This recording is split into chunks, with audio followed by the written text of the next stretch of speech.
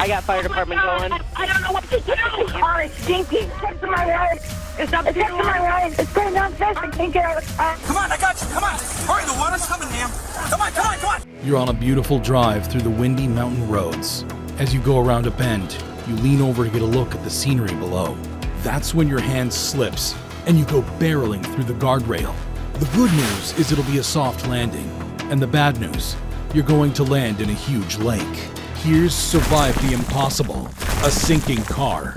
Cars don't end up in the water much. Only about 0.5% of all car accidents causing injury involve sinking.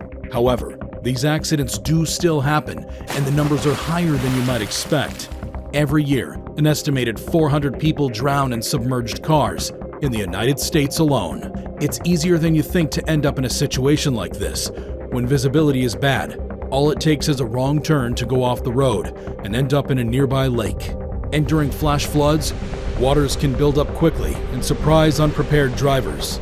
According to the National Weather Service, it only takes a foot of floodwater to carry away the average car. In most submerged car fatalities, the sinking is the cause, rather than the crash. Typically, the driver has little to no injuries from the crash itself, but is trapped in the car as it fills with water.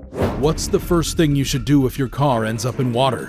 What useful tool should you always carry in your car? Why shouldn't you try opening the doors? Step 1. Roll down the windows. If your car ends up in water, the first thing you should do is roll down the windows. If you pull this off quickly enough, you can save yourself a lot of trouble and avoid some of the harder steps. Why should you roll down the windows? Well, the windows are actually better than the doors when it comes to escaping.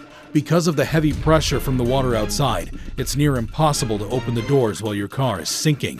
When rolling the windows down, you need to hurry.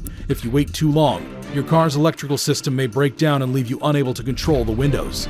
If you happen to be in a car with crank windows, that may just be your saving grace. Step 2. Break the glass. If you can't get the windows down for some reason, you should break them instead. Don't bother trying to break the windshield. It's made from stronger glass, and your chances of success are a lot worse. The best way to break the glass is with a car window breaker, a small tool that's designed exactly for situations like this. Keeping one of these in the car is a good idea, as it can help you in both this emergency and others. If you don't have one of these tools, you can use a hard object. Anything will do, as long as you can deliver hard blows with it. If your car has removable headrests, you can use their metal prongs for this. If you don't have any other options, you can try to break the glass using your own elbow, or by kicking it with your feet. Whatever you use, you should aim for the outer areas of the window, since the glass there is weaker. Step 3. Open the door. Trying to get out through the door while the car is sinking usually doesn't work too well. But if the car is sinking quickly and you have no luck breaking the windows, you can use this method as a last resort. When the car is fully submerged and filled with water, the pressure will even out enough to give you a chance to escape. However, it's still not easy to open the door like this, so be prepared to take a deep breath of air before giving it your hardest effort. Step 4. Help others escape. If you're in a car with others, you should make sure they escape too. If you're with other adults, make sure they know what the plan is and how you'll all get out. When in the car with children, you should help them to escape first. After all, you wouldn't want to get out of the car only to realize your child is still stuck inside. Step 5. Swim for the surface. If you manage to escape the car while it's underwater, you'll have to make it back to the surface before you can relax.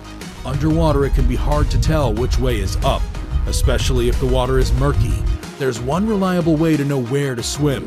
Look for air bubbles as these float upwards. If you keep following these, you'll eventually reach the surface, where you can swim for the shore. But what if you're stuck in a hurricane instead? Watch this video to learn how to survive that situation.